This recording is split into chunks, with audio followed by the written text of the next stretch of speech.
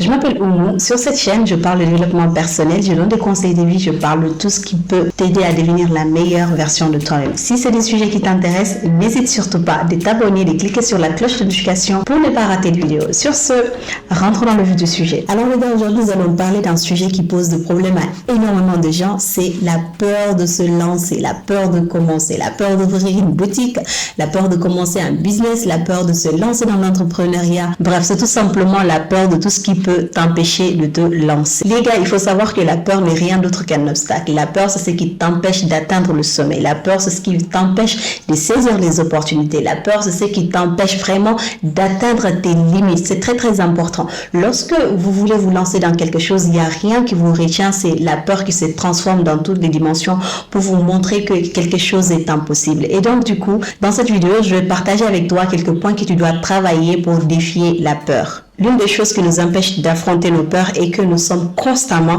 à la recherche d'excuses pour justifier notre inactivité. Avant de me lancer sur cette chaîne, je me suis posé énormément de questions, j'avais énormément de problèmes, j'avais énormément de soucis. Et pour sortir de là, je devais vraiment travailler sur ma confiance en moi. Je devais faire de telle sorte que les choses continuent d'aller parce que de base, j'avais confiance en moi, mais ça n'avait rien à voir aussi avec le fait que je vais m'exposer sur les réseaux. Pour se lancer sur les réseaux, tu dois être doublé ou bien triplé de confiance en soi. C'est-à-dire ce que tu as de base comme confiance, tu dois doubler ça, tu dois le tripler pour ensuite t'exposer parce que tu vas avoir besoin de courage, tu vas avoir besoin de motivation, tu vas avoir besoin de la force aussi parce que ce n'est pas du tout évident. Et donc, du coup, j'ai dû travailler mon expression, ma façon de parler. J'ai dû aussi travailler ce stress-là que vous voyez des fois quand tu es devant la caméra. Tu es stressé parce que tu vas te dire qui est en train de regarder ma vidéo. En fait, c'est comme si tu proposes des vidéos à des gens qui ne te connaissent pas. Tu es en train de... C'est difficile à expliquer, mais lorsque tu fais une vidéo, tu ne sais pas qui regarde cette vidéo. Alors, lorsque j'étais dans cette période, l'une des choses qui me retenait énormément, c'était le fait que j'étais très, très forte.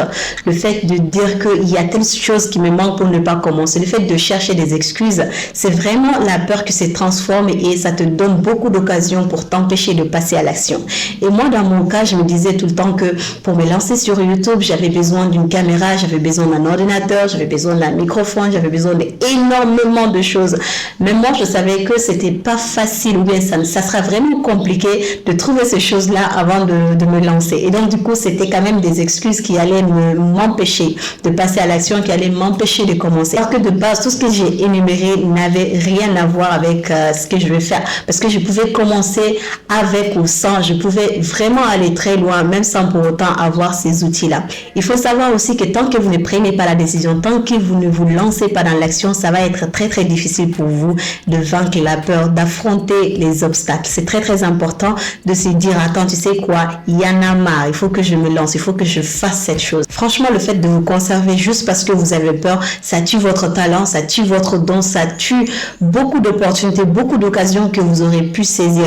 Et lorsque vous êtes dans cette période, vous êtes constamment à la recherche de justification, à la recherche d'excuses pour justifier votre inactivité, pour justifier le fait que vous n'êtes pas passé à l'action. Et la deuxième chose qui nous empêche d'affronter nos peurs, c'est aussi le fait d'avoir peur du regard des gens. Si nous tous, on se mettait dans un coin, on s'est dit que si je fais telle chose, les autres vont me juger, je vous assure que nous ne serons pas à ce résultat, nous ne serons pas au résultat dans lequel nous sommes en train de vivre parce que de nos jours, nous avons beaucoup de gens qui sont ambitieux, qui sont audacieux. Il y a beaucoup de gens qui se donnent à fond pour que ce monde soit meilleur. Et je tiens vraiment à vous dire que le jugement des gens, la manière dont ils vous voient, la manière dont ils pensent, la manière dont ils critiquent vos actions et votre façon de faire, ça n'engage que. Et vous devez juste vous concentrer sur vous. Vous devez vous concentrer sur le résultat que vous avez envie de montrer. Parce que vous le voulez ou non, si le résultat est positif ou négatif, les gens vont toujours parler. Les gens auront toujours quelque chose à dire.